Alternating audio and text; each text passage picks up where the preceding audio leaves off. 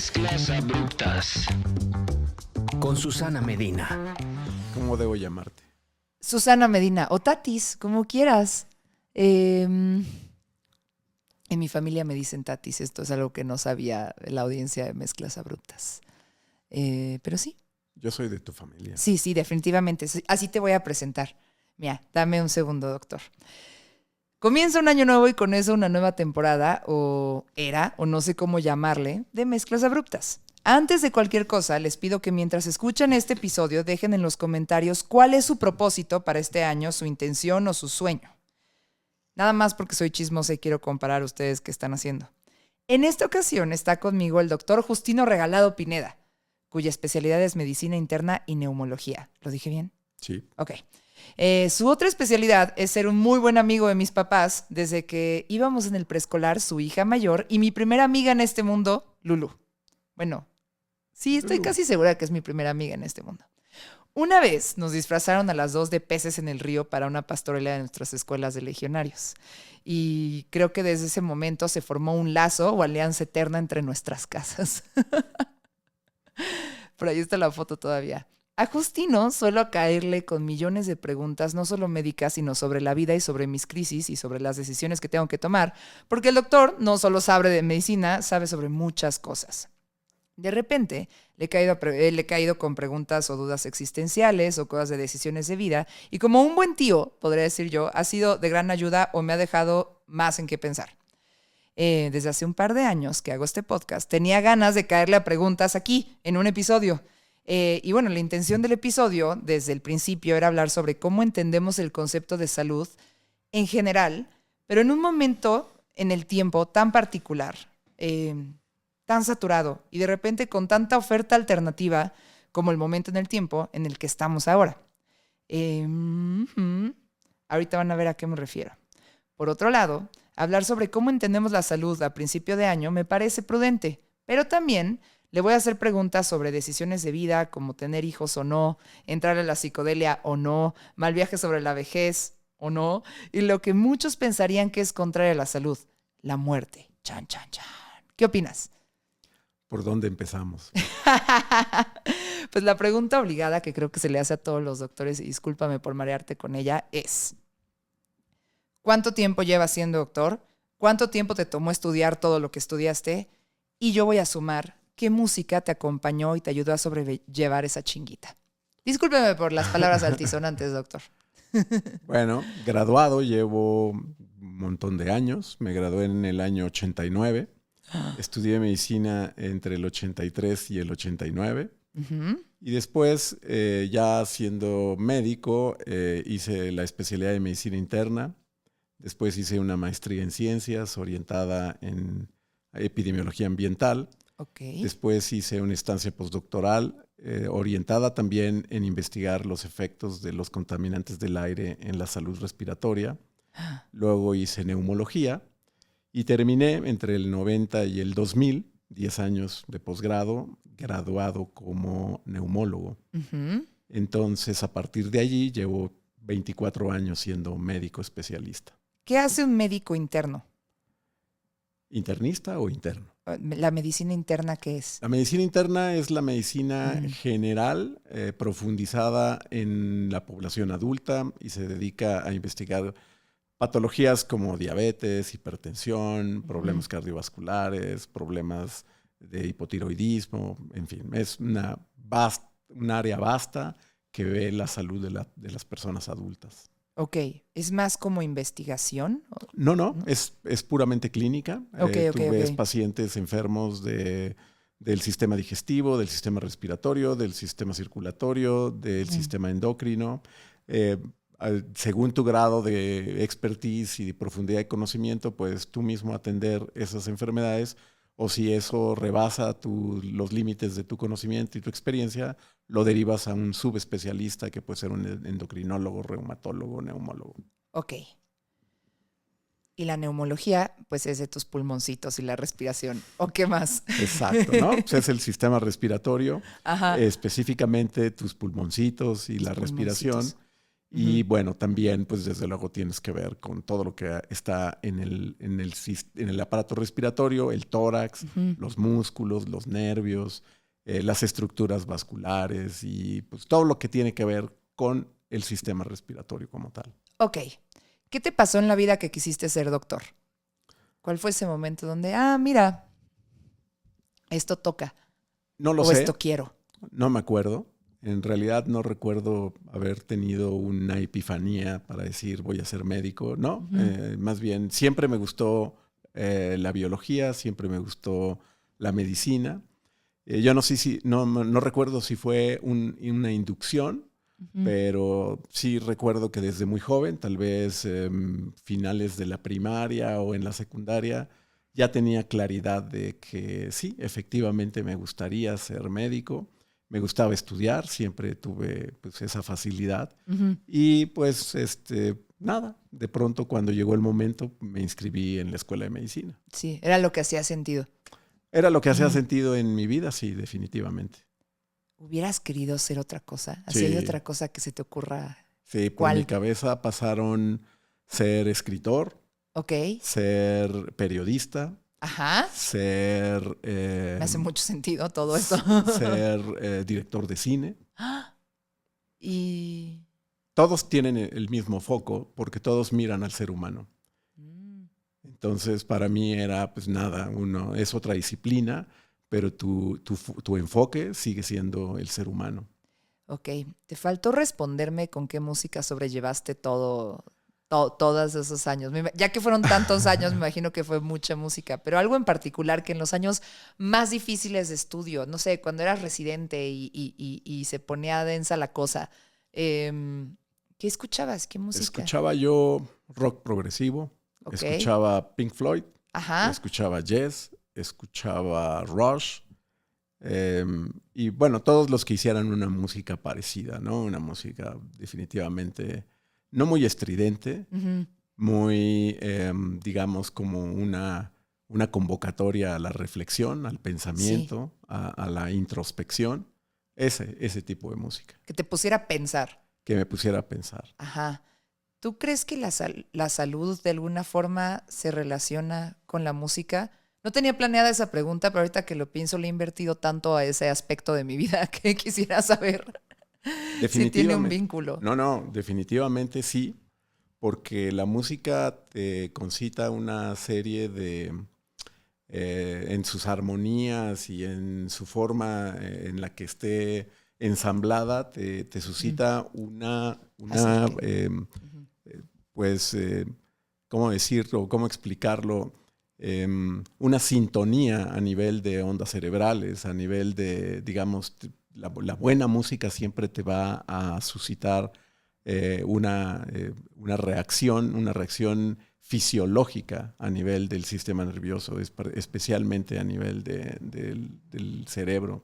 Entonces, sí, tiene que ver mucho, tiene que ver con tu apreciación, tu memoria, tu forma de aprender, tu forma de retener lo que aprendes. Entonces, están muy, muy vinculadas, creo yo. Oye, ¿qué pasa en tu cuerpo cuando una rola te gusta? Bueno, pasan muchas cosas porque está estudiado cómo hay ciertas armonías o ciertos arreglos que te ponen alegre, u otros que te ponen melancólico, u otros que te hacen llorar, ¿no? Pero que tanto eso es fisiológico y no es cultural, como aprendido, ¿sabes? No. Como en mi sociedad o en mi país la música triste suena así, o estos acordes te llevan a esto, o, ¿sabes? O qué tanto es este tipo de acordes fisiológicamente. Hay estudios neurofisiológicos que miden en estudios que en tiempo real te colocan una serie de electrodos, te ponen en un resonador, te hacen una resonancia magnética funcional y ven cómo circula o cómo se disparan ciertas áreas de tu cerebro según vas escuchando lo que escuchas, ¿no? Y entonces si tú escuchas... pues no sé, el ocaso de los dioses de Wagner es algo que vas a tener una reacción, ¿no? Bélica, probablemente. Probablemente, Sí. ¿no? O si escuchas The Wall, Ajá. vas a tener una cierta reacción o si escuchas no sé, para ser muy fresa, una canción Jueves de La Oreja de Van Gogh, te vas a poner, si eres muy fresón Sí, sí, y sí, sí, cursi, sí. te puedes poner a Ajá. llorar, ¿no? Entonces, y eso tiene que ver con el arreglo, con las notas, cómo están dispuestas y a qué sensación te llevan. Ok. A ver, ahí vamos a la pregunta más importante de este episodio. ¿Cuál es tu definición de salud? Bueno, yo no tengo una definición de salud, pero ocupo la de la La oficial. Organización Mundial de la Salud, Ok. en donde pues es el bienestar físico, mental, emocional, espiritual ahora, ¿no? En donde pues no nada más físicamente estás bien, sino en tu entorno social también estás bien y en tu Ok. entorno emocional. Entonces es la ausencia de nada que altere estos órdenes y que los organice de forma armónica, pues entonces pues esa es la salud, ¿no? Y en tu visión, o sea, en esa definición de salud que podría considerarse la oficial, pero en todos los años que has ejercido, la has ido entendiendo de forma diferente. O sea, si piensas en tus primeros años como médico a hoy, ¿te preocupas por más aspectos de la salud de un paciente? Desde luego, en mis primeros años como médico, yo iba más by the book, Ujú, más según el libro, en ujú, donde pues era como muy estricto, digamos, tenía menos sensibilidad o menos inteligencia emocional sobre las razones ujú, que habían conducido a una persona con sobrepeso u obesidad a llegar a ese nivel y entonces lo regañabas y le decías que pues básicamente lo responsabilizabas de que su situación y su circunstancia y su ujú, estado eran su culpa y le leías la cartilla y ujú, te exaltabas en un sentido de la próxima vez no le voy a permitir que haga esto, que siga así o vaya a buscar a otra persona ujú, que ujú. cuide su salud. Ahora te podría decir que no es que no me importe, pero digamos que intento ser más empático con los motivos de por qué una persona tiene el estilo de vida que obviamente lo puede haber llevado a Ujú, un ujú. estado de salud alterado. Yo me he dedicado por muchos años a atender a personas con adicción a la nicotina, Ujú. particularmente, y otras adicciones. Y al principio era como muy estricto y muy extremista. Y en los años que han pasado, siento que, bueno, pues las personas no están allí a veces no están ahí por gusto, sino por accidente o por haber sido movidos a ello, pues por una industria pues, que quiere que uno permanezca consumiendo tal o cual sustancia. Entonces trato de ser más empático para entender por qué no lo pueden dejar y entender Sí. cuándo insistir y cuándo ya no tiene sentido insistir. Qué bueno que tocas ese tema, porque si mi mamá habla de ti, muchas veces presume que tú eres experto en ese tema de la adicción a la nicotina. Y si no recuerdo mal de mi adolescencia, tú estabas en ese grupo de doctores. Hay una canción de Porter que dice un grupo de doctores en Tijuana, pero no era un grupo de doctores en la CDMX, me imagino, ¿Así? que decidió poner estas advertencias en los cigarros. Sí, ¿Sí? sí.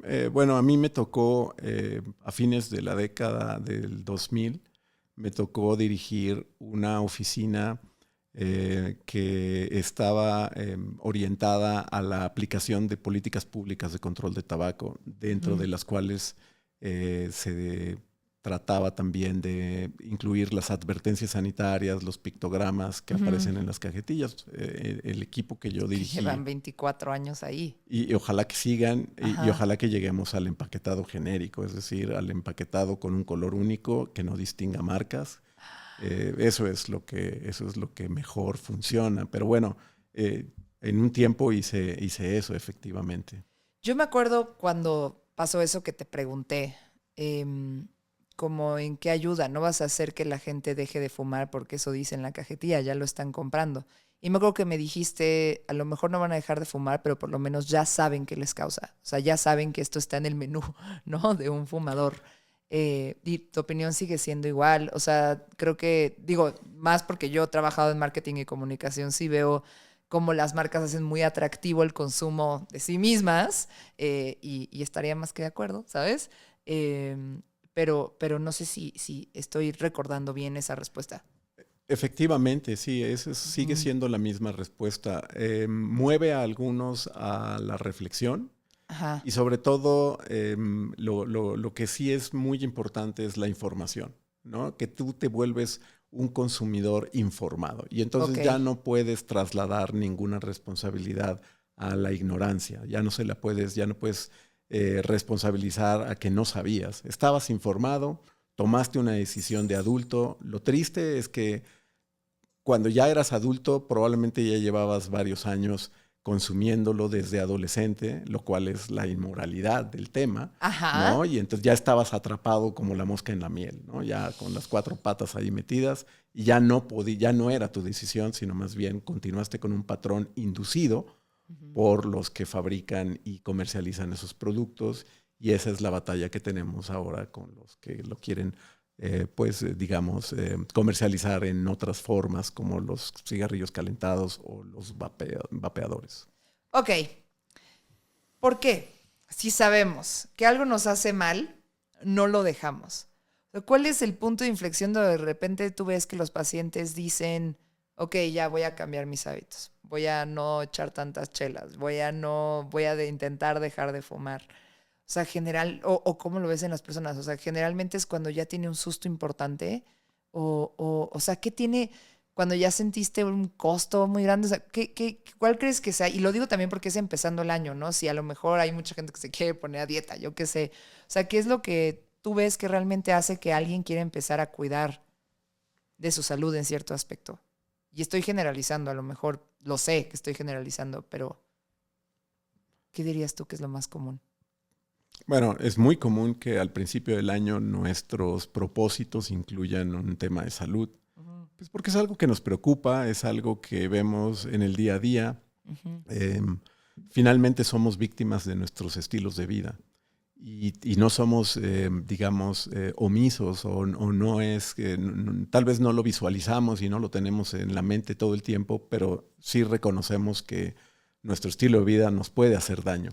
Sí, Entonces es una coyuntura muy favorable que al inicio de un ciclo quieras cambiar, ¿no? O por lo ok. menos lo intentes. Y eso es algo bueno, porque al final hay personas que sí lo logran y particularmente cuando la información la tienes, ¿no? Ahora tienes Sí, información sobre el daño que provocan un montón de cosas. Yo, digamos, no voy a particularizar sí, ninguna, pero sí puedes empezar entonces por ser más consciente de forma holística, ¿no? sí. Entonces quieres ser amigable con el planeta, quieres dejar de depender de una cierta costumbre o Ajá. hábito y quieres,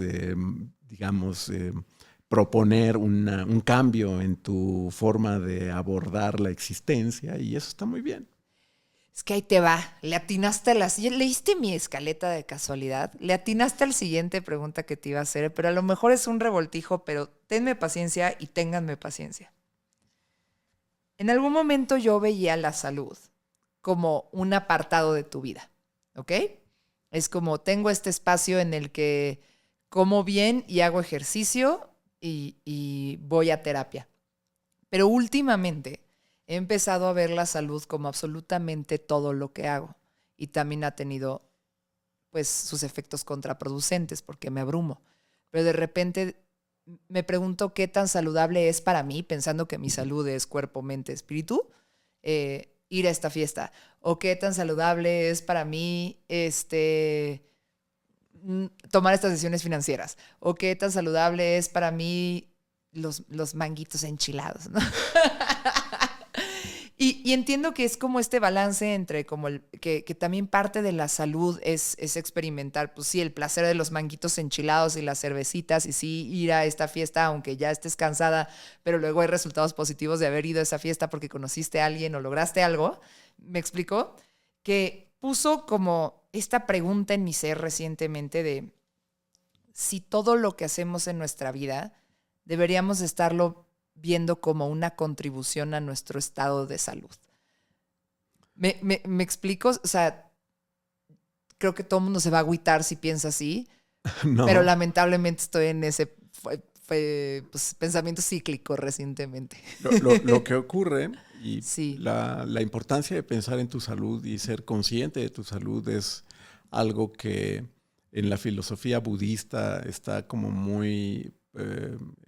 está muy acendrado, muy profundizado, en el que el cuidado de tu cuerpo es fundamental porque es el vehículo en el que vas a transitar Sí. durante toda tu existencia, ¿no? Y por ahí también Murdoch lo señalaba, decir, Sí. bueno, si te dijeran, te regalo este coche cuando tienes 15 años o incluso antes y va a ser tu vehículo, cuídalo porque va a ser el único que vas a tener. Entonces, en la medida en la que le des mantenimiento, en la medida que lo cuides, en la medida que lo conduzcas como el fabricante, pues digamos, lo ha delineado, va a ser la medida en la que vas a tener una buena calidad, una buena existencia. Entonces, el cuidado de la salud lo tendemos a priorizar ya pasada la media vida o llegando a la edad adulta mayor. Y en realidad debería ser una prioridad desde el principio, en donde deberíamos cuidar de nuestro cuerpo, tanto como de nuestro espíritu, tanto como de una serie de pues, elementos Sí. que se van concatenando. Entonces, definitivamente no es una mala idea cuidar de la salud, de mejorar tu dieta, mejorar tus patrones alimenticios, cuidarte de ir a ciertas fiestas. ¿Por qué? Pues porque además de atender tu salud en materia de ejercicio, en materia de una alimentación sana, el descanso es fundamental para que este organismo funcione bien. Si no descansas, lo deterioras y lo desgastas prematuramente. En fin, sí es importante ver y cuidar de la salud. A mí luego me pasa a ver, así, ejemplo específico de la fiesta. Ese día ya había ido al box, ya había paseado perros la hora que los tengo que pasear, ya había comido bien, ya había hecho todo lo de mi jale, ya había hecho todo lo del podcast y pues estaban los guitarrazos. Y dije, chale, pues no iba a ir, pero pues sí quiero ir. Bueno, ya voy a ir. Y entonces fui. Y cuando estaba ahí, me invitaron a un concierto para el que no tenía boletos, el de Karim León, que era ese fin de semana. Y mi amiga me dijo, como ves, ¿por qué si tenías que venir? O sea, sí necesitabas como este espacio de ver personas. Y dije, sí. Luego uno dice, pues como que ahí el destino o lo que sea me premió y es como si tenías que venir, ve, aquí hay otra cosilla que puedes hacer, que querías hacer, que no ibas a poder ir y ahora ya puedes ir. Pero luego también pasa que hice todo eso en un día y al día siguiente que, no sé, me tenía que levantar un poco más temprano para pasear a los perros antes de las juntas del trabajo, mi cuerpo dijo, nope, hiciste todo esto ayer, no te vas a levantar. Bueno, No, no, o sea, y ahí yo es donde luego digo, pues hay que hacerle caso al cuerpo, ¿no? Si está diciendo, no lo voy a forzar. Y también pues me la mamé con todo lo que hice ayer. pero hay circunstancias, Ajá. hay que tomar en cuenta que Digo, esto no me pasa todo el tiempo, exacto. pero sí, a lo mejor un poco derivado del tratamiento psicológico que he llevado en los últimos años, donde se me fomentó mucho que viera personas seguido, para que yo me saliera de mis loops y mis pensamientos obsesivos, para que conviviera con gente, porque paso mucho tiempo sola por el home office, ¿no? Como que de repente no es tan extraño a mi estilo de vida que sí conviva con muchas personas seguido. Y es Pues. fundamental. Ajá. Las relaciones sociales son un pilar de la longevidad y de la salud. Ok. Entonces, tú no te debes enclaustrar y aislar. Eso es lo peor para tu salud mental. Lo que Ajá. debes organizar mejor es el tiempo de descanso. Probablemente un fin de semana, como dices, te excedas y tienes que sacrificar ir al trabajo más cansada o atender esas responsabilidades Sí, sí, más sí. agotada. O no pasear a tus perros con la luz del día. Ajá. Entonces tú lo vas adaptando, pero no puedes, no, definitivamente las relaciones sociales y estas cosas que te pasan así por serendipia, por suerte, que si no hubieras ido y te hubieras quedado, pues te habrían afectado más porque primero fuiste a un concierto de una banda o de un artista que te hacía Sí. volar la cabeza y luego conociste gente que también enriquece tu vida. Entonces, las relaciones sociales son parte de la salud. No las podemos evitar ni las podemos, no, tampoco por ser, insisto, no puedes ser extremista, no puedes irte a uno de los polos por defender la salud. Tengo que dormir 8 horas y tengo que comer vegetales y tengo que hacer ejercicio. Sí, pero todo tiene que llevar un balance. O sea, yo no lo veo mal. Síguelo haciendo y con los años te vas a ir dando cuenta que vas siendo más selectiva, vas administrando mejor tu tiempo y habrá un momento en el que digas, no, ya esa fiesta, ya con esa banda, ya ahí muere, yo ahí no voy. Y habrá una banda que digas, ahí voy porque voy. Sabes que ahorita me quedé pensando, te iba a decir, como es que me organizo, tengo hasta casi me pongo en el calendario ir al Oxxo, ya sabes. Pero la verdad es que ya después haciendo como un poquito de autocrítica, no es como que calendarice tiempos de puro descanso. O sea, de solo estar, ¿sabes? Solo descansar. Y a lo mejor es algo que podría incluir. Pero pues si luego se cruza ahí el Karim León, pues es que dices, no, sí, ajá. Y te confundes. Oye, ¿viste el documental? No me puedo acordar ahorita del nombre, pero lo hizo Jonah Hill, el actor, sobre su psicólogo y cómo su proceso de terapia y las herramientas que le daba para tratarlo. No tengo idea. Te lo voy a pasar para que lo veas. Luego se hizo una polémica porque ya cancelaron a Jonah Hill por cómo era con una novia, pero es un documental muy interesante como de cómo él lo llevaron en su tratamiento psicológico y cómo él dijo, a mí me salvó la vida, quisiera que más personas tuvieran acceso a estas herramientas. Y el documental es muy lindo. Y como que de alguna forma yo me acuerdo que había como una pirámide de cuidados donde priorizan muchísimo. Se hablan que la salud mental es 80% hacer ejercicio, o sea, como cuidar tu cuerpo, la parte física. Recuerda que Y somos... no sé cómo lo verías tú al revés, cuando tú cuidas algo tan físico como el sistema pulmonar de las personitas, de respiratorio de las personitas, ¿cómo ves esa O sea, no sé si eso sea del todo cierto, pero cómo tú lo ves al revés, cómo el estado mental, emocional impacta, en qué porcentaje, está bien, no sé si te estoy arrinconando mal, pero tú ya me dices, impacta la parte física. No, yo lo que siento es, o lo que pienso más bien, tu estado físico va a determinar en cierta forma tu estado mental. Ok. Recordar que somos una especie, somos primates que se tienen que mover. Sí. Hemos sobrevivido moviéndonos. No. Ahora, en los últimos 100 años, hemos cambiado ese paradigma o lo hemos querido modificar, pero en realidad nos tenemos que mover, tenemos que andar, tenemos que desplazarnos de un punto al otro. Tenemos que echar el bailecito. Tenemos que, bailar, correr. Y eso es algo importante, es muy importante y determina, esa actividad, ese estado de movimiento continuo determina también tu salud emocional y tu salud mental. Okay. El no moverte, el estar estresado, porque te genera ansiedad, te genera angustia.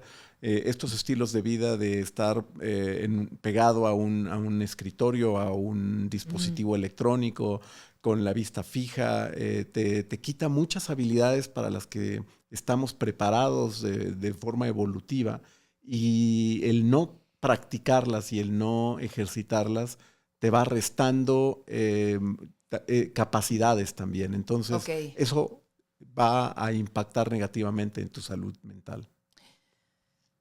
Pero lo emocional y lo mental afecta lo fisiológico.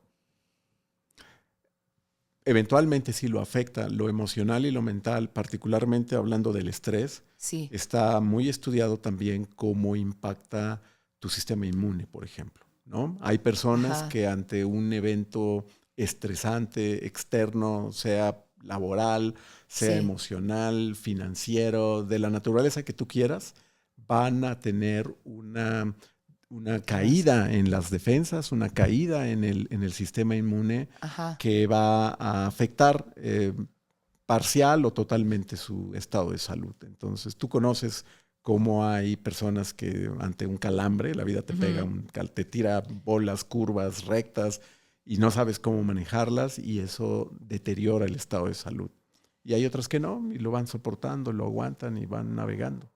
A ver, ahorita te voy a seguir preguntando sobre eso. Ya sabes, como que estas emociones se van a esta parte del cuerpo y así, nada más por cuando entremos a la parte de la medicina alternativa. Pero antes de eso, como ya englobando toda esta cuestión del cuidado de la salud. A ver, yo tengo entendido que tienes práctica privada y práctica en el sector público, ¿no? Así es. Ajá. Y entonces atiendes y ayudas a sanar a muchísimos tipos de mexicanos. Sí. Sí. De repente, como el cuidado de la salud parece, o como el cuidado activo, y en el que estás como pensando en qué puede ser saludable para mí o qué puedo hacer para estar mejor, pues es un privilegio, es una cuestión de tiempo, ¿no? O sea, para las personas que no se tienen que desplazar tan lejos para su trabajo, a lo mejor tienen tiempo de entrenar y cocinar mejor y, ¿sabes? Y caminar y tener esta movilidad. O sea, a lo que voy es como de repente parecería que el cuidado, no sé, esto me lo estoy inventando, pero el cuidado activo de la salud es un privilegio. Y no sé cómo ves esa relación o si te conflictúa. Mira, en lo que hago en el sector público o en la institución pública es básicamente, y toda la vida ha sido desde que yo me integré a la institución para la que colaboro, para la que laboro, ha sido siempre en el área de la prevención y ha sido siempre, mi tesis de maestría la hice estudiando los efectos de la exposición al humo de leña en las mujeres del área rural mexicana que cocinan con leña, ¿no? Y su relación con enfermedades como la enfermedad pulmonar obstructiva crónica o enfisema y cómo puede mejorar su calidad de vida si se mejoran las condiciones en las que cocinan estas personas. Entonces, pudiera parecer a simple vista que es como un privilegio de los ricos, pero no, en realidad también lo que hacemos, lo que yo hago en mi práctica institucional es investigación sobre factores de riesgo, como el que te comenté, qué pasa cuando te expones a la contaminación del aire, cómo protegerte de eso. Ahora, en los últimos años, desde luego, cómo prevenir el COVID, cómo tratar el COVID, cómo tratar de digamos, hacer más eficientes los programas de vacunación para prevenir influenza, COVID, neumonías, etcétera. Y mucho se hace, las personas, a pesar de ser del estrato socioeconómico que tú quieras, tienen una conciencia muy clara de cómo se pueden acercar a las prácticas de la buena salud y también ponen mucho de su parte, digamos, no se requieren demasiados recursos. Hay algunas cosas que no se pueden cambiar definitivamente, sí. Hay otras que se pueden dar a través de la salud pública y hay otras que la misma persona va a asumir, que no requieren de un costo muy alto, en donde nosotros lo que tratamos es de informar cuáles pueden ser las conductas de prevención que van a adelantarse a que la persona ya esté enferma. Entonces, y por eso yo soy un convencido de que la medicina preventiva es lo que la rifa. En realidad, ahora pues, la industria farmacéutica siempre te va a querer empujar unos medicamentos mega costosos y cada vez mejores medicamentos. Y ahí sí, definitivamente es muy elitista porque no todas las personas, ni siquiera en la clase media mexicana, entre la clase media mexicana se podrían solventar esos gastos. Entonces, lo mejor es prevenir, ¿no? Lo mejor es informar. Que lamentarse. Oye, haciéndose mal chiste, pero supongo que mi ejemplo era pensando mucho en la alimentación, ¿no? Que también lo que comes al final va a reflejar muchísimo cuál es tu salud. Y yo pensándolo en cuando tenía que trasladarme muchas horas para trabajar y que pues no tenía el tiempo para prepararme la comida más saludable y entonces por mucho tiempo comí muy mal, ya sabes. Y ya si llevas esto a como más niveles, de repente, o sea, esta medicina que es como, no sé cómo llamarlo, pero que se enfoca más en prevenir, de repente sí, o sea, como que pues exige un montón, ¿no?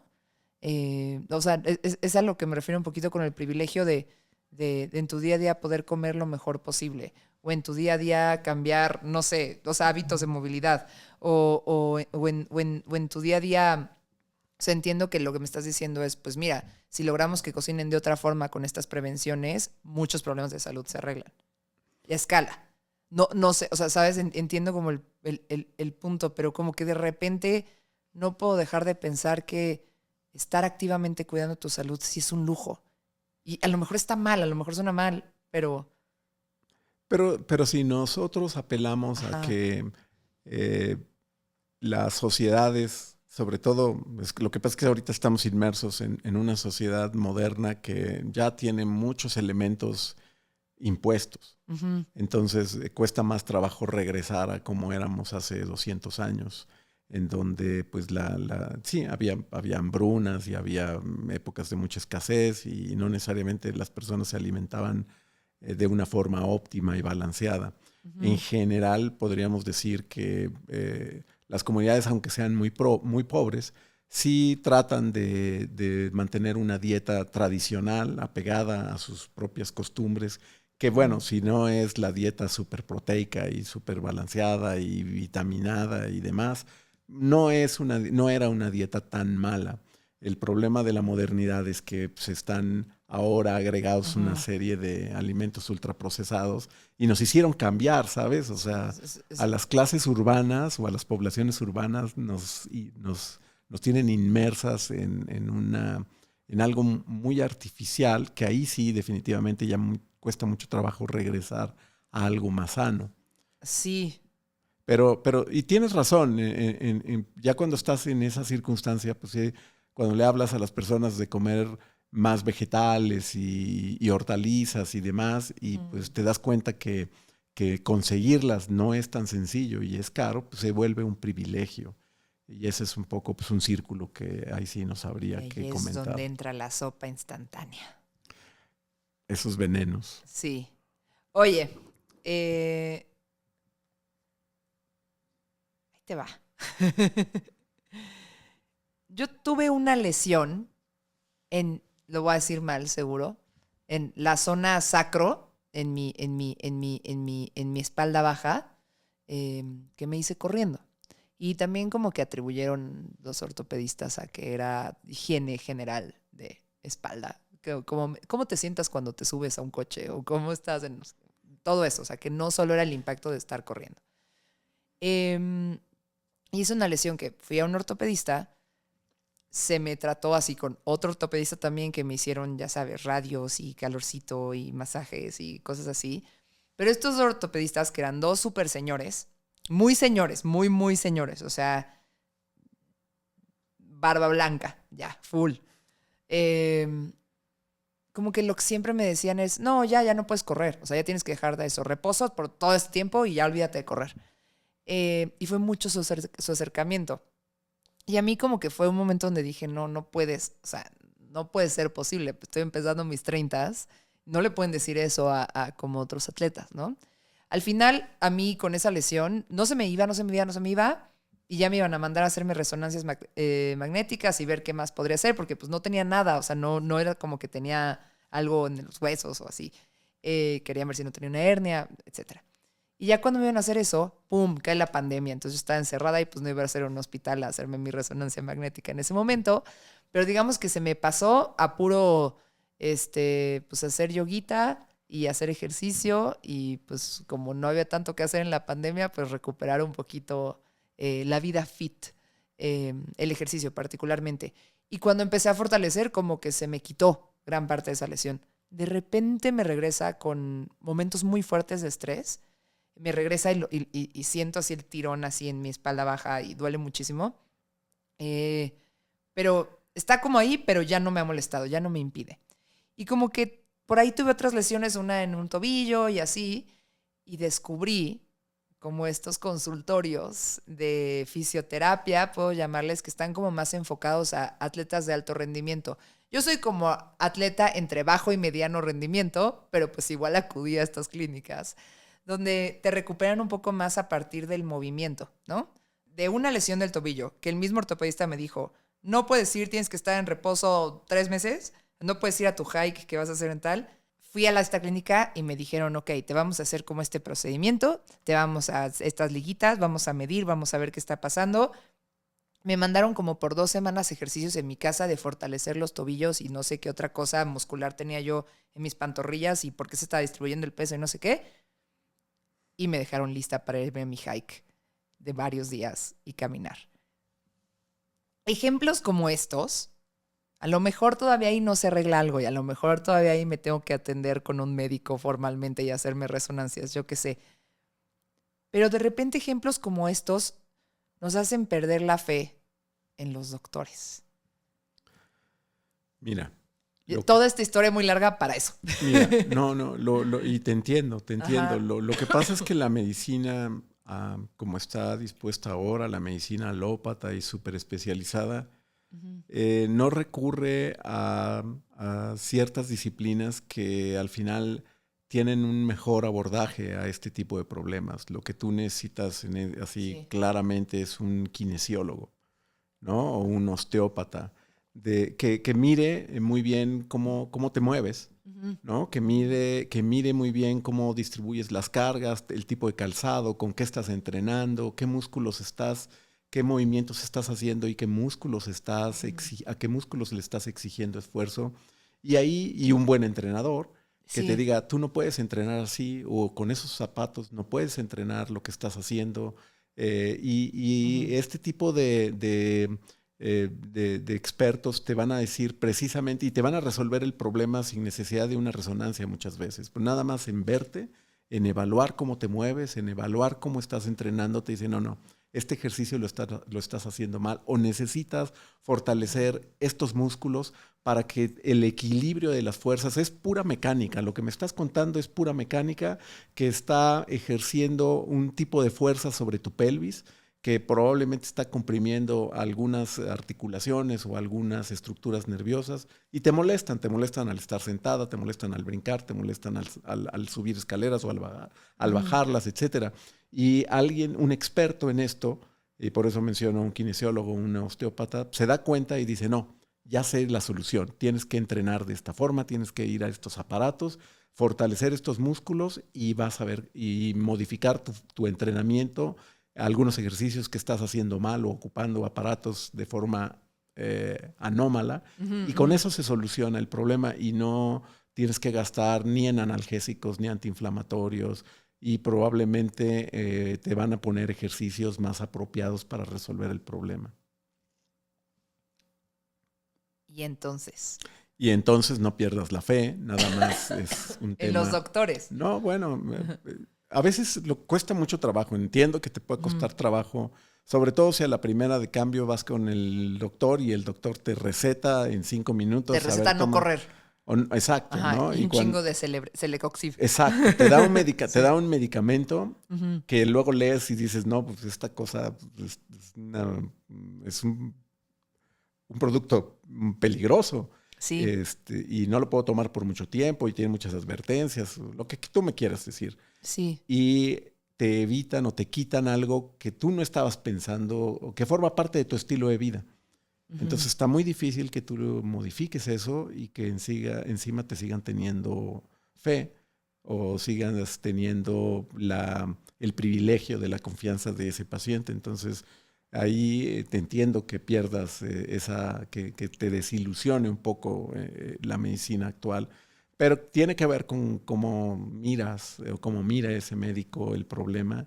Y hay que, como en todo en la vida, tienes que ser creativo y emplear la imaginación y pues ver de qué otra forma. Si ya tú a la primera decías, no, pues yo creo que tiene una contractura, le voy a dar un relajante muscular y un antiinflamatorio y no funcionó, pues búscale por otra parte, porque seguramente esa persona tiene algo que tú no estás viendo y debe haber alguien que sí pueda abordar esto con una visión un poquito más apropiada. Ya. O sea, al final creo que también como por una mala experiencia no perder la fe en general en la medicina. Le voy a llamar tradicional. Sí, aunque, y bueno, Ajá. hay que ser curiosos. Hay que ser muy curiosos y hay que y en esa curiosidad, pues también vas con un especialista, no te lo resuelve el problema, vas con otro. Pero si sigues en esa línea, te vas a decepcionar al cuarto o quinto especialista y vas a dejar botado todo. Pero si dices, no, bueno, esta por aquí no es, tiene que haber otro camino, tiene que haber otra solución. Y entonces buscar, ¿no? Yo creo que... Y en eso hay muchos expertos en México que se dedican al alto rendimiento. Ajá. Y que te van a al dar bajo y mediano opciones. rendimiento. Al bajo y mediano Al rendimiento. promedio rendimiento. Yo Pero- soy un atleta de promedio rendimiento. Pero eso es lo que necesita, a ver, Ajá. pero necesitas que te resuelvan un problema, Sí, ¿no? sí. Porque no va a haber especialistas solamente para atender a los potenciales campeones olímpicos, ¿no? Debe haber especialistas o profesionales que atiendan pues el día a día y los problemas y dolencias que tienen las personas comunes y corrientes. Correcto. Pero ¿ha habido algo de la medicina alternativa que te ha resonado? Que has dicho como, esto está interesante, o incluso como efecto placebo, pues hazlo si quieres adicional a tu tratamiento médico. ¿Es algo que has dicho, esto está... Me gustan muchas cosas de la medicina tradicional, de la herbolaria. Sí. Me gustan mucho efectos descritos en la medicina respiratoria. Me encanta, por ejemplo, el efecto del propóleo, ¿no? Ok. Que es un componente de la miel de abejas y que me remite a recordar a mis abuelas que cuando tenía un resfriado o tos me daban un té de canela o limón endulzado con una cucharada de miel. Y desde luego que, bueno, yo cuando lo leí dije, pues sí, mi abuela tenía razón, no iba mal orientada, tiene un efecto antitusígeno, quita la tos. Entonces, lo que no sabemos y lo que desafortunadamente... Me lo estás recomendando por todo lo que he tosido en este episodio. No, te pongo ese ejemplo porque Sí. un poco para responderte Tiene que ver con tu área. qué opino de la medicina tradicional de la medicina alternativa. Pero es que ese nombre de alternativo es un poco chocante porque era la primera que hubo, ¿sabes? Lo primero que hubo fue un curandero que era muy observador y se había dado cuenta que las hojas de epazote curaban una colitis, unos dolores abdominales o una diarrea. Y bueno, esa fue la primera medicina y después del Renacimiento viene la medicina como la conocemos. Sí. Entonces, hay muchas sustancias para las que se han descrito sus efectos y lo difícil es calcularle la dosis, ¿no? ¿Cuánta miel te tienes que tomar para quitarte un ataque de tos o una bronquitis? Eso es lo que cuesta trabajo. Efectivamente tiene ese efecto, pero probablemente tendrías que devorar la colmena para ti personalmente, para que a ti te resolviera el problema, o te deberías comer un manojo de epazote para que se quitara los parásitos o la diarrea. Tiene un efecto. Para ¿no? eso ya se ha como sintetizado y se ha vuelto una industria o así, como para que sea un poco más exacta la dosis. Exactamente, ¿no? La industria vino a monetizar todos esos efectos y a estudiarlos mejor, a establecer un método, etcétera. Pero tienen un lugar. A lo que voy yo personalmente con mis pacientes, cuando me dicen, oiga, doctor, y yo me puedo tomar este té o este remedio y tal, en realidad no tengo ninguna oposición a solo que viera que tiene un efecto contraproducente. En realidad, pues sí, te pones a estudiar un poquito, a leer un poco, te informas. Y habitualmente todos esos remedios no tienen efectos demasiado, o efectos colaterales demasiado serios. Entonces, pues nada, si la persona te dice que el té de lo que me digas tiene un efecto positivo, déjalo. Tengo amigos que... Pero ¿qué tal cuando ya son otras cosas? O sea, como homeopatía, o que no es el té, que no es el remedio natural, que son como... No sé si la acupuntura entra en ese, porque la acupuntura al final es una técnica milenaria también, ¿no? De salud y de cómo liberar tensión y así, pero cuando de repente la homeopatía me parecería como un ejemplo ahí en donde ya es bien intrusivo porque ya tiene que ver con el tratamiento médico. O como cuando a alguien lo sacan de antidepresivos y lo meten en microdosis de psilocibina. Mira, te voy a decir Ajá. algo que a lo que le estamos dando vueltas en el Departamento de Investigación en Tabaquismo y EPOC del Instituto, que es, Para empezar, tenemos digamos, una limitación para acceso a medicamentos para dejar de fumar. Y los pocos que hay no son necesariamente muy efectivos. Y tenemos pacientes que no quieren tomar ningún medicamento. Dicen, yo quiero dejar de fumar, pero no estoy dispuesto a tomarme ningún medicamento ni ponerme parches y demás. Y estamos explorando alternativas en la homeopatía, precisamente, porque sabemos, hay una escuela de medicina y homeopatía del Politécnico, Okay. y hay un hospital de homeopatía de la Secretaría de Salud, en donde se han estudiado extensamente pues, compuestos y muchos productos que se utilizan por esa vía o en esa concepción. Y hay algunos que tenemos conocimiento de algunos que funcionan o que algunos médicos homeópatas prescriben a los pacientes cuando quieren dejar de fumar y que aparentemente pueden tener un efecto. Entonces nos estamos planteando hacer un ensayo clínico para evaluar la efectividad de esos productos. No nos podemos cerrar, no, por el hecho de que no sean una sal que quiera patentar algún big shot de la industria, Ajá. eso no quiere decir que no funcionen. Ajá. Y nosotros, nuestra responsabilidad es hacer los estudios, aplicar la ciencia que conocemos y manejamos en aras de aclarar la duda, ¿no? ¿Sirve o no sirve?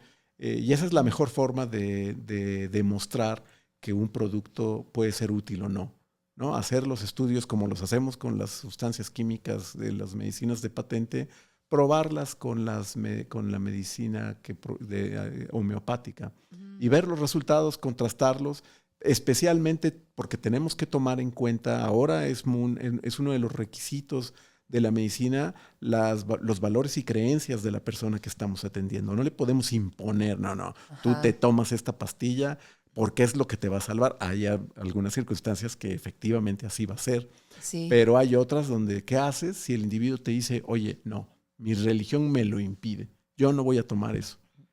Pero le tienes que ofrecer algo. ¿Y qué tal que sí funciona algo? Y dices, oiga, ¿y cómo le irían estos chochitos? Ah, pues eso es mi religión, si me deja, mi pastor no se va a oponer.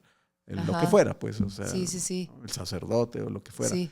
Y entonces, pues, tomas en cuenta los valores y creencias de la persona y aplicas una potencial solución acorde, ¿no? Respetando esa parte del individuo que también es muy respetable. Ok. Y ahorita, que está empezando.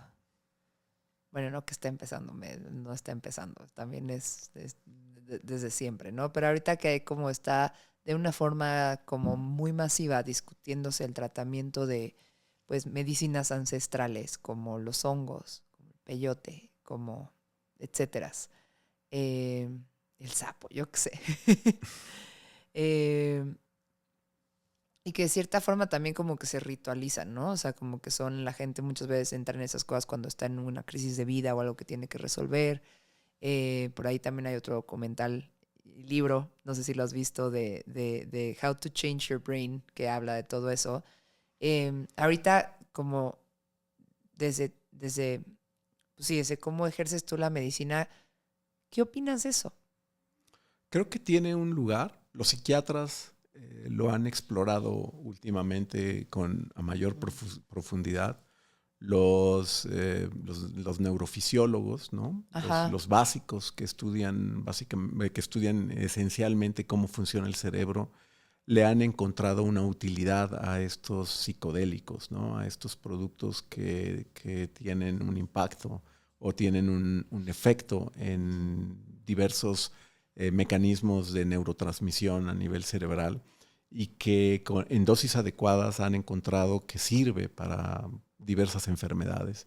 Entonces, ahora hay muchos estudios y está poniéndose de moda cuando han fracasado en ciertos tipos de epilepsia, en ciertos tipos de depresión, en ciertos tipos de trastornos psiquiátricos, cuando ya fracasó todo lo que hay en el armamentario de la medicina alópata, es decir, la medicina como la conocemos. Sí. Allí una alternativa pueden ser estos productos. Y esto también toca a los cannabinoides, ¿no? Todos los productos derivados de la cannabis, De las marihuanas. De las marihuanas, exacto, porque hay varios tipos, efectivamente. Cuando alguien dice que antes de pasar por todos estos tratamientos psiquiátricos, medicinas, que son como muy, muy pesadas, ¿no? Son muchos años o mucho tiempo de llevar. Además, el tratamiento psicológico, no sé, ansiolíticos y antidepresivos y así. ¿Qué opinas de la gente que dice que a lo mejor la primera opción debería ser probar estas medicinas? No estoy seguro. Creo que Ajá. en los siguientes años lo que vamos a encontrar son diversos protocolos de acercamiento a estas patologías, donde ojalá pudiéramos identificar, yo creo que vamos a juntar varias disciplinas, la clínica primero como tal, Ajá. algunos estudios de imagen, de función, de estudios de función dinámica del cerebro, porque es muy, muy concentrado en las patologías del cerebro, y de ahí tomar identificar algunos factores cuya combinación nos definan cuál es el mejor tratamiento para empezar con ciertas enfermedades. Es decir, nuestros siguientes años van a invertirse en tratar de identificar qué hay, genes, algunos tipos de señalización a nivel del sistema nervioso central cuando tal área del cerebro está involucrada con tales o cuales neurotransmisores, tales o cuales estructuras, cuando veamos que se prende una parte o se apaga otra, y ahí es donde funcionan mejor estos productos, estos psicodélicos, etcétera. Pues sí, ahí como que sería la lógica nos va a llevar a concluir que, bueno, ahí no pierdas tu tiempo, no le des psicoterapia, no le des X o tales o cuales medicamentos, sino directamente esto es lo que necesita esa persona.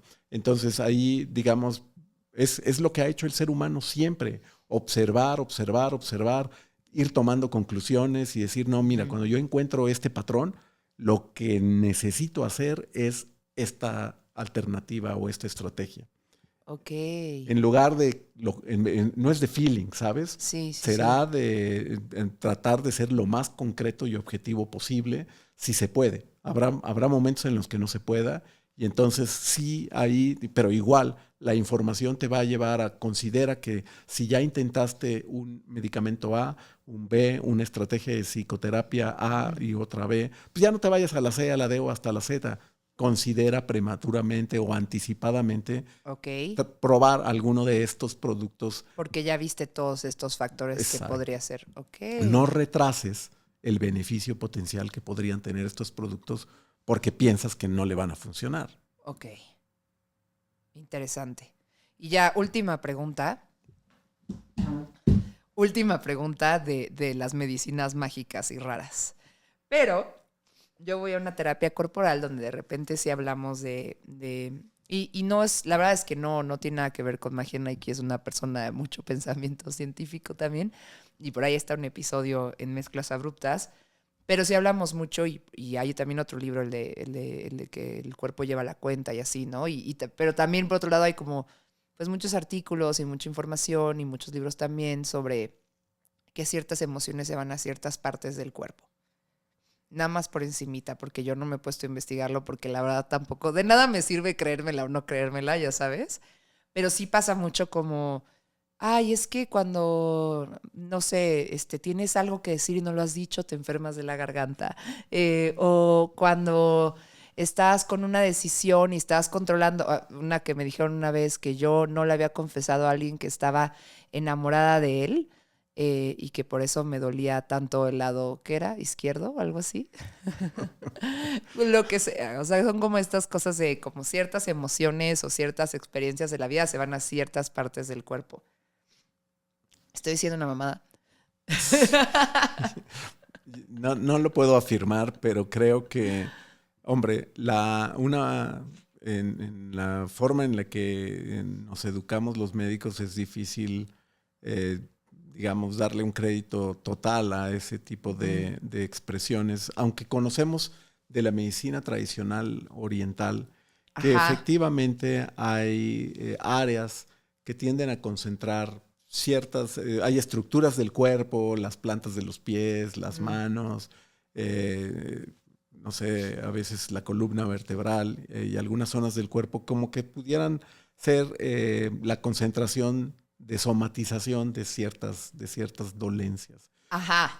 Por ahí viene el episodio ¿no? de Nike. De eso hablamos. Y ahí, al final, pues mi único comentario es, por miles de años ya ha habido chamanes y curanderos o médicos, si tú quieres, que han recuperado ese conocimiento y lo aplican, ¿no? Lo aplican, la iridología es otra, en donde que si te puedes tú mirando el iris, puedes analizándolo, pudieras ver qué estructura interna del cuerpo puede estar enferma. Ok. Y bueno, yo no es que no le concedo el crédito total, pero le doy el beneficio de la duda, y por eso te decía, hay que ser muy curiosos, hay que, el extremismo cancela la curiosidad. Entonces, estúdialo, analízalo, investígalo, trata de probar. Primero, si eres muy purista, pues trata de probar que no sirve, pero pruébalo bajo una metodología científicamente probada y ortodoxa. Y si demuestras que no sirve, pues no sirve, o alguien encontrará una manera de rebatirlo, discútelo, no lo desacredites, ni le impidas a las personas creer, sea por su efecto placebo, sea porque alguien que lo toque y que le dé un masaje y que le dé, lo relaje y eso le dé el confort que necesita. Entonces, muchas veces las cosas no pasan por un efecto de causa-efecto. Muchas veces tiene que ver con la disposición del cuidado, lo que te cura, lo que te sana. Entonces, pues hay personas que tienen esa habilidad, ¿no? Hay maestros y profetas que se dice que te ponían la mano y te curaban. Es tu necesidad y tus propias ganas de querer ser curado también. Entonces, yo creo que pues, si pruébalo, y si no te funciona, pues regresas acá y aquí te damos unas pastillas, ¿no? Ok. Oye, ahora sí. Desde hace rato, al principio te conté que de repente pienso en mi día a día y en la agenda de mis días y pienso qué es saludable o no para mí, qué me hace bien o qué no me hace bien, o qué me podría hacer mal. Siento que también de repente en la vida tenemos que hacer cosas que nos hagan mal, si no aprendemos, ¿verdad? Pero es inevitable, yo no lo puedo controlar. Estoy trabajando en terapia a querer controlar todas esas cosas. Ahora bien, algunas de las decisiones de vida que en algún momento me he preguntado, que siento que en este episodio apenas las conecté y quería saber en qué función. Están raras, ¿ok? Pero de qué manera podrían relacionarse con la salud. O sea, son como... Ahí te va. Son 2 preguntas. Una tiene que ver con la vejez, ¿ok? Que yo he tomado la decisión en los últimos años de intentar llegar a la vejez lo más fuerte y sana posible para intentar llevarla de la mejor manera. Esa ahorita la vamos a parquear tantito. Otra decisión de vida que medio pseudo he tomado es, me parece, y en la mayor parte de mi vida he pensado que no quiero tener hijos. No lo descarto totalmente, pero bueno, también una sabe que llega un momento en el que ya no puede, ¿no? Estoy en paz con eso. Pero ahorita, en este como contexto que te estoy dando, de pensando en que las decisiones que tomo en el día a día pienso cómo impactan mi salud, también las decisiones que tomo como a mediano o largo plazo, no había pensado cómo podrían impactar mi salud. Querer tener hijos o no impacta la salud de las personas. Mira, tener hijos es un... Está bien así como amplia. Yo sé que esto podría ser todo un episodio de otro día. Es que embarazarse, bueno, las mujeres se pueden embarazar y es un cambio fisiológico, natural, para el que biológicamente están preparadas. Ajá. En realidad no es un estado alterado de la salud, es un estado transitorio, fisiológico. Pero le puede pasar algo a tu cuerpo por no embarazarte. Estoy pensando en cómo te dicen, como, opera tu perrita si no la vas a cruzar. Yo comparando a una mujer con una, pero me explicó, o sea... Los biólogos de la reproducción podrían responderte con mayor precisión si hay algunas enfermedades, por ejemplo, el cáncer de mama, que pues hay algunos estudios que indican que el no haber tenido hijos el no haber estimulado a las mamas después del embarazo pudiera ser un factor que en ciertas mujeres con ciertas características de genes que las hacen más proclives. No quiere decir que todas las mujeres que nunca tuvieron hijos son proclives o van a tener cáncer de mama o cáncer de útero o cáncer de ovario. Sí. No, en realidad no funciona así. Okay. En realidad tiene que ver con una combinación multifactorial que incluso las que se embarazan también tienen riesgos y se les eleva la presión, se hacen hipertensas, se hacen diabéticas por haberse embarazado, ¿no? Y entonces no todas las mujeres que se embarazaron van a ser hipertensas o diabéticas. O sea, en realidad tiene que ver con el set que te tocó de genes, con tu estilo de vida, y con otros factores ambientales que son incontrolables. Entonces, en realidad, tu decisión de la que vayas a tomar no debiera pasar por un temor de lo que puede ocurrirle a tu organismo. Al final será una consecuencia, pero lo más importante es que está basada en una decisión personal, ¿no? Sí, estoy de acuerdo contigo y creo que me gustó la respuesta. Es que si te toca, básicamente en resumen, callejero, así como hice la pregunta como pude con las herramientas que tengo en el momento, en resumen es si te toca aunque te quites y si no te toca aunque te pongas. Pudiera ser una forma de exacto, ¿no? Informal, o sea que realmente eso no sería nunca un argumento para criticar a una mujer de que no quiera tener hijos.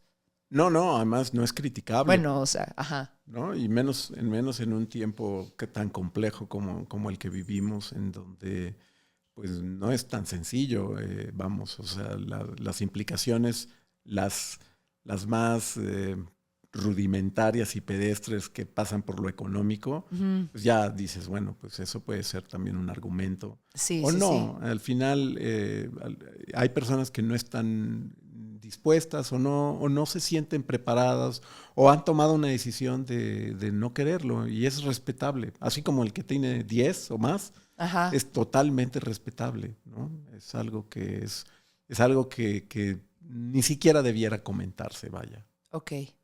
Igual tenía que ser la pregunta. No, está bien porque es una duda que se tiene y mi posición es la que te acabo de decir. Ok, ahí te va la siguiente pregunta, que es la que te decía.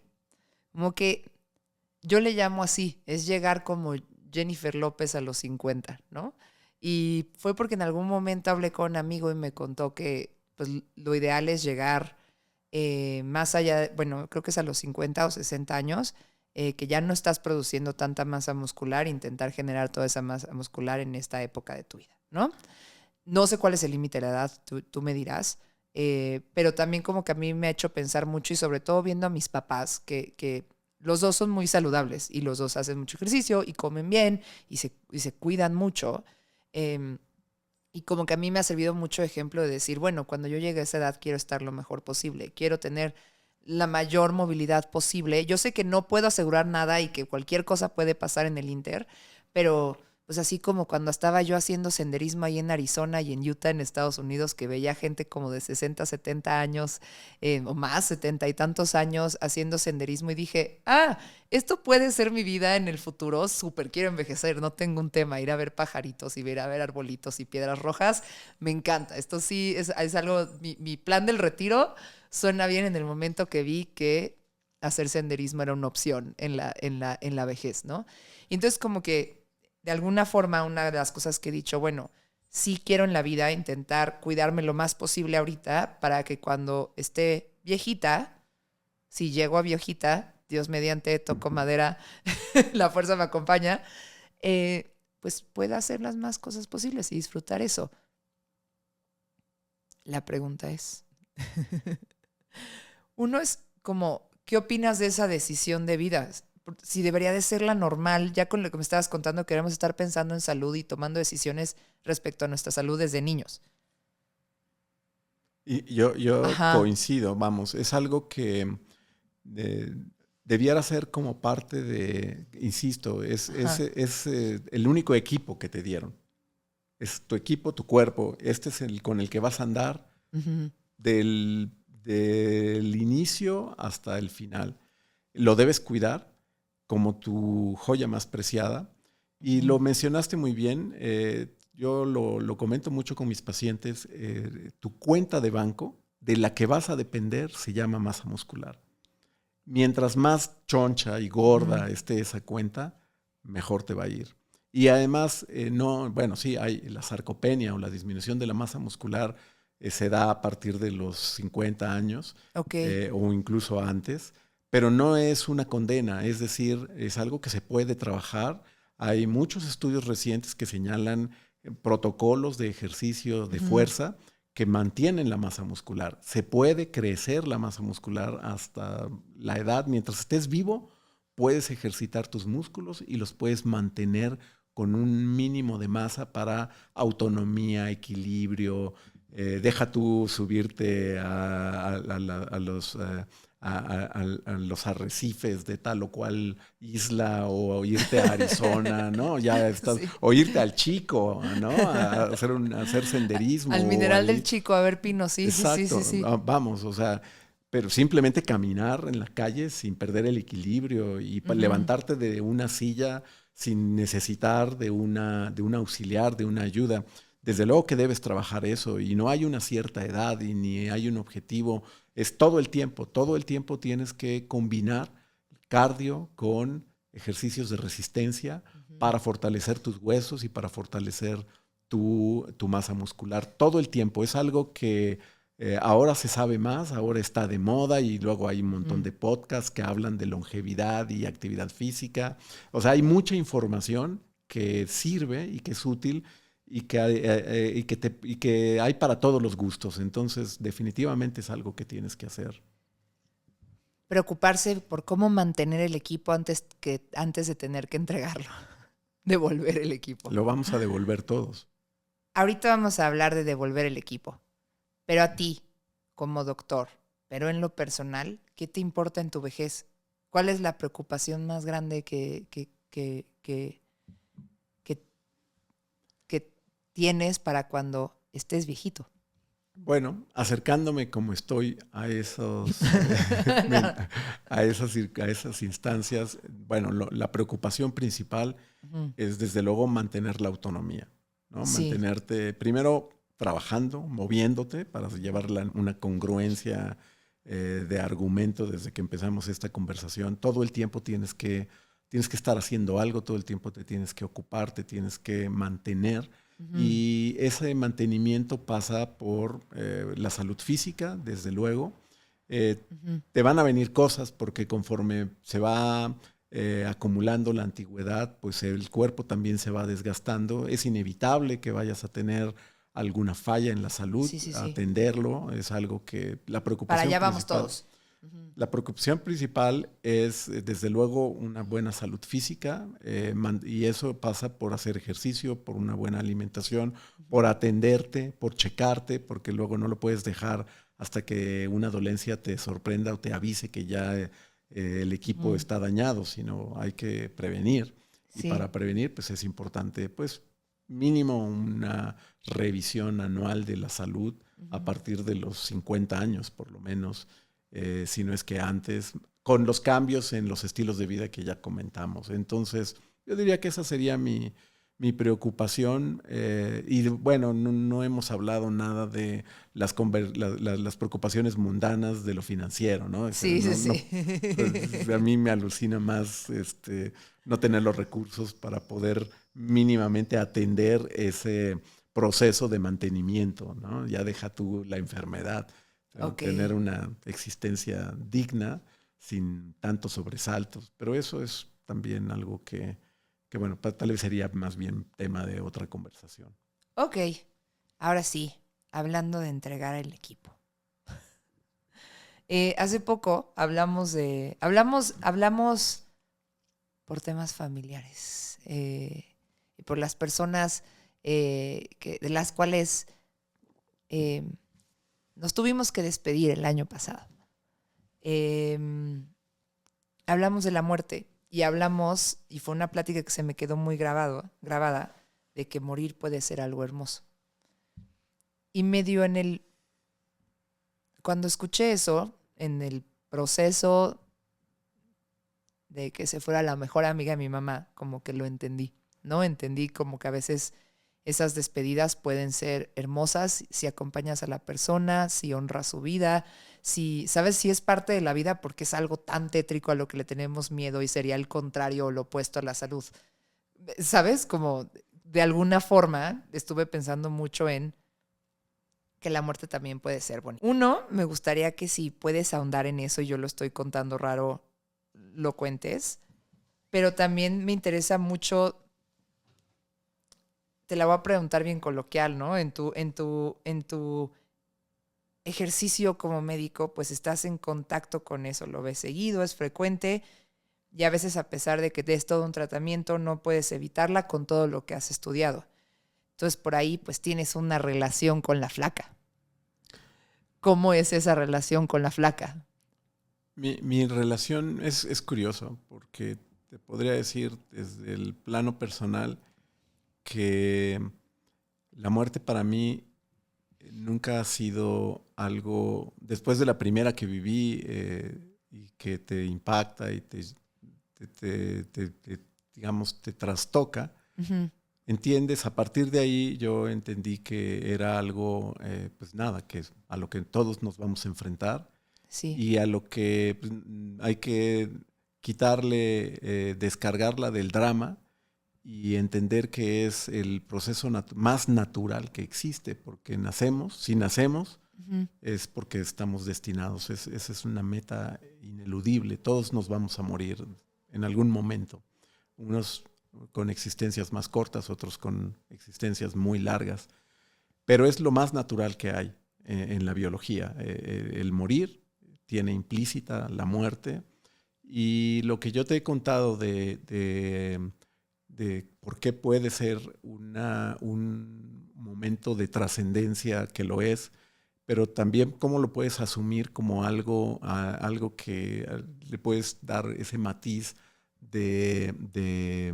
no te diría bonito ni hermoso, pero de ser un momento liberador y un momento muy humanizador, Uh-huh. ¿no? Porque el acompañamiento de una persona que sabes que está en su proceso de dejar la vida, viene, y los filósofos te lo han dicho, y los cineastas también, viene por un aprecio incomparable. Nadie, ¿no? Uh-huh. Nadie aprecia más la vida que alguien que sabe que la está perdiendo. Entonces, sí, cuando tú puedes acompañar a alguien, no es una batalla perdida en la medicina.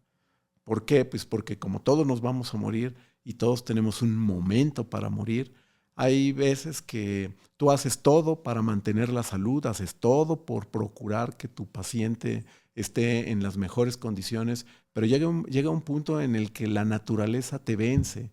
Uh-huh. Y tú no puedes insistir en mantener o alargar algo que es antinatural.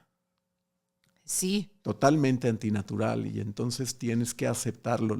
Lo difícil, y te lo decía, ¿cuál es ese momento? ¿Cómo lo distingues? ¿Cómo lo ves? No tiene cara, no tiene forma. Es algo que intuyes, es algo que vas entendiendo. Y para eso tienes que acompañar. Nunca debes renunciar para un paciente desahuciado. No, pues como yo ya no le puedo ayudar, vaya con un paliativista y que lo cede y que lo atienda. Ajá. Si tiene dolor. No, lo tienes que llevar tú de la mano hasta ese punto en el que te despides. Y ahí es donde tú aprendes y donde tú trasciendes también, en donde encima además acompañar a una familia, al mismo amigo, amiga, tomarlo de la mano, porque todos tenemos miedo de cuando llegue ese momento, cuando se acerque ese momento. Sí, sí, sí. Entonces te humaniza mucho, ¿sabes? Por eso es que ahí está lo hermoso, esa forma de entender tu propia muerte, ¿no? De adelantarte y decir, yo quisiera, llegado a ese punto, ¿cómo te gustaría a ti, digamos, que fuera rodeada de quiénes, en qué entorno, etcétera? Si tienes esa oportunidad, no sabemos si la vamos a tener. Que me pongan el paciente Alfredito Olivas a ver si me levanto.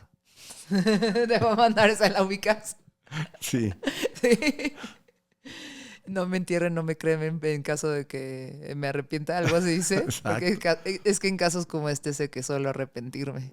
Escuchen, el paciente Alfredito Olivas. Oye, perdón por acabar tan soezmente, pero a ver, algo que yo entendí un poquillo es, y así lo dijo al principio del episodio, ¿no? Como que la muerte es lo que podríamos pensar que es lo opuesto a la salud, o que la muerte es lo opuesto a la vida. Y lo que entendí en esa plática y lo que entendí en las experiencias como recientes es que es parte de la vida. Y que de la misma forma que la vida es hermosa y la celebramos, pues siendo esto parte de la vida también,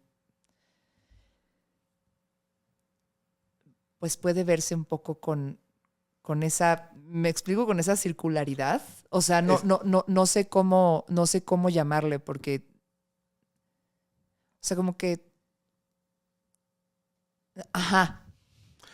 Bueno, no tengo palabras para eso, pero con el momento que lo ves incrustado en lo hermosa que es la vida, es donde a lo mejor nos genera disonancia decir que ese proceso también podría ser hermoso como la vida. Lo es en el sentido de que el tener conciencia de tu propia mortalidad y de la mortalidad de tus seres queridos, como lo expresan los filósofos desde muy antiguo, te da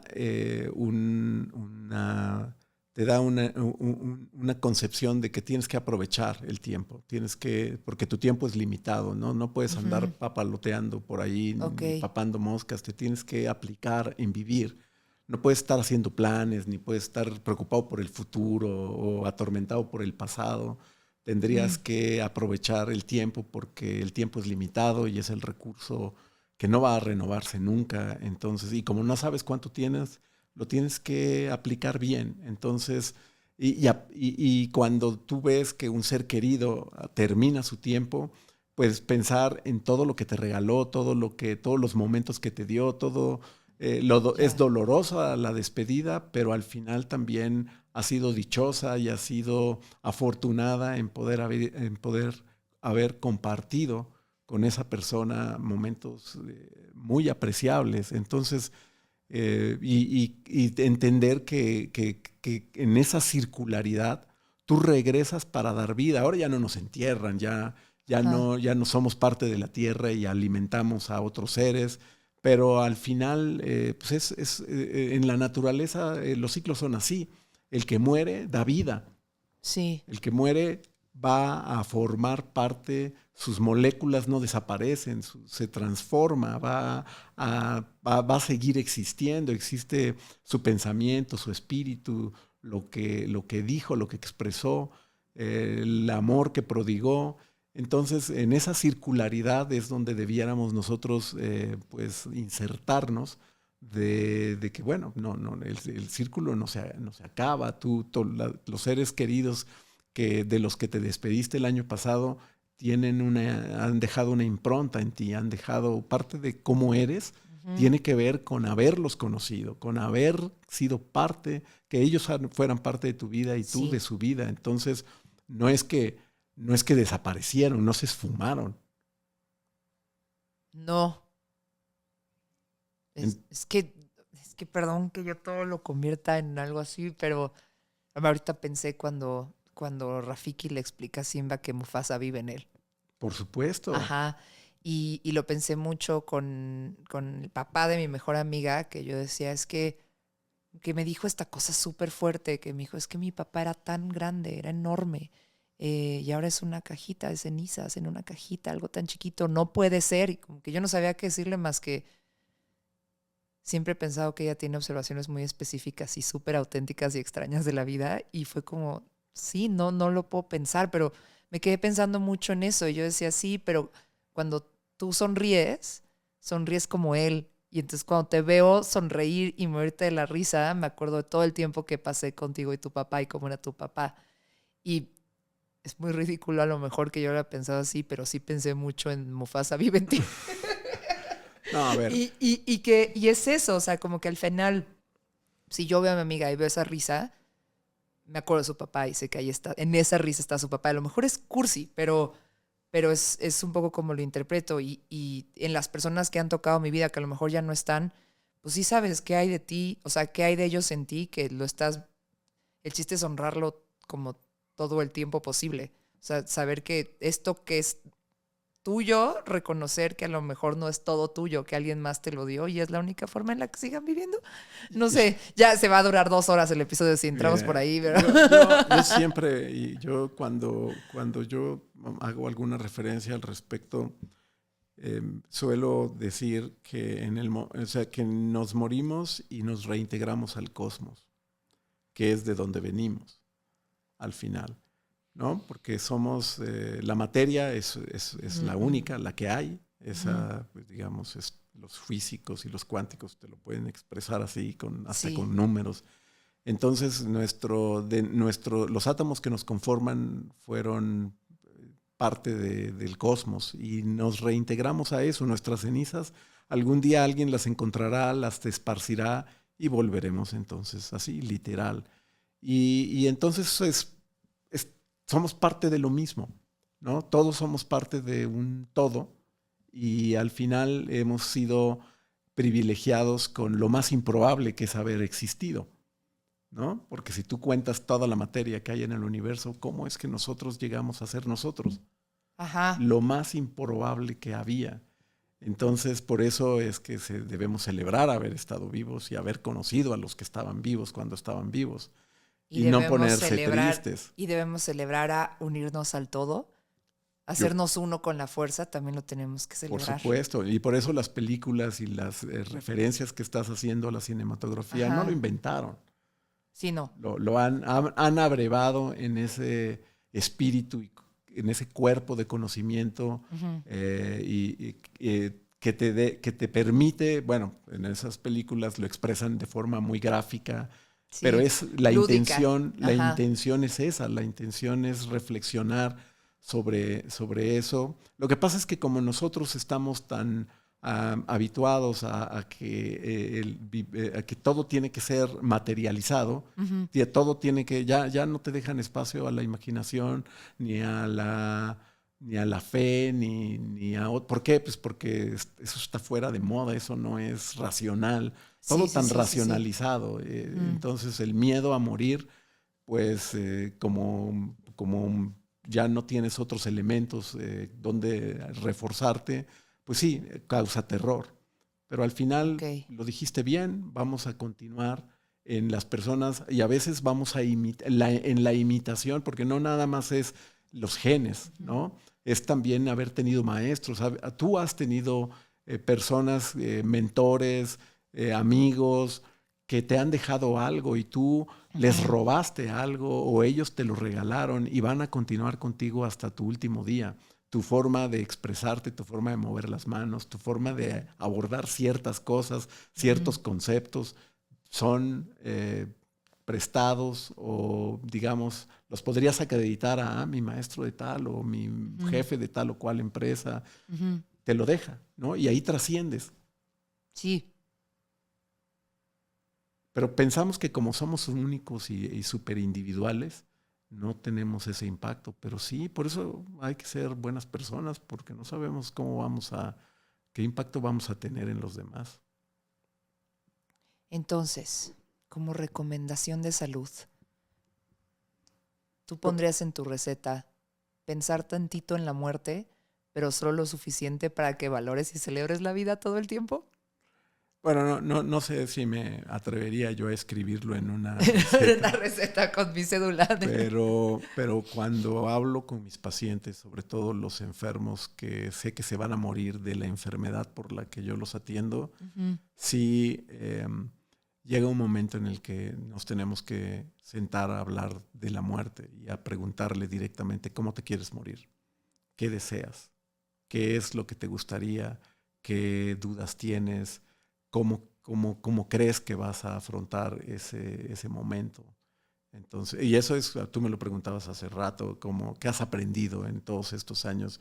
Mis pacientes me han enseñado algunas de esas cosas, me han enseñado en cuál es el momento, cuándo debemos abordar el tema, cuándo debes dejar de luchar porque no tiene sentido seguir prolongando algo que es más doloroso y por el miedo a algo tan temido como es la muerte. Entonces, sí, es una discusión que hay que tener. Las familias debiéramos estar mejor preparadas simplemente con lo más mundano. Oye, ¿qué pasa si te mueres? ¿Tienes un seguro? ¿No tienes un seguro? ¿Tienes contratado un servicio funerario? ¿No lo tienes? ¿Qué tienes por ahí? No vaya a aparecer un esqueleto en el closet.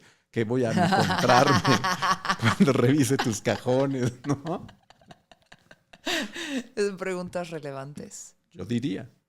Y cuando es sorpresiva, pues cuando es inesperada, porque ahorita le hemos hablado mucho como algo que vislumbramos y vemos que puede suceder, pero cuando no.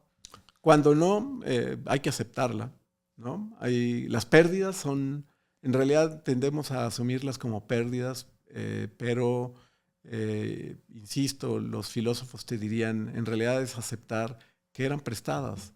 Eran puras cosas que tenías prestadas, tu pareja, tus hijos, tus amigos, tus compadres, aquellas personas que decías, no, esto, o aquellas circunstancias y situaciones, esta no me va a faltar nunca. Las tienes que devolver. Uh-huh. Y asumir eso, y devolverlas con humildad y agradecimiento, y decir, ay, qué bueno que lo pude disfrutar. Cuando viene así tan de súbito, es muy doloroso, por supuesto, y te va a causar un gran impacto. Pero aplica todo lo que hemos estado diciendo. Sí, aplica, siempre. Ok, bueno, pues muchísimas gracias por venir a Mezclas Abruptas. Muchas gracias por invitarme. Estuvo muy interesante, creo que es el episodio donde mejor me he portado. Siempre te portas bien. Sí, más o menos, pero en este me porté un poco mejor. Pues, ¿algo más que quieras sumar? No, insistir en el tema de estar abiertos a todo, ser muy curiosos, cuidar de tu salud, de tu cuerpo, es importante. Tus hábitos van a determinar tu estilo de vida, tu calidad de vida y tu calidad de muerte. Vámonos. Gracias. Mezclas Abruptas con Susana Medina. Sigue o suscríbete a este podcast para recibir un nuevo episodio cada semana. Deja una reseña, de preferencia 5 estrellas. Excelente servicio. Y si quieres seguir la conversación, busca @mezclasabruptas. O @SuzyRain, SUZY, Rain de lluvia en inglés. En Twitter o Instagram. Mezclas Abruptas con Susana Medina.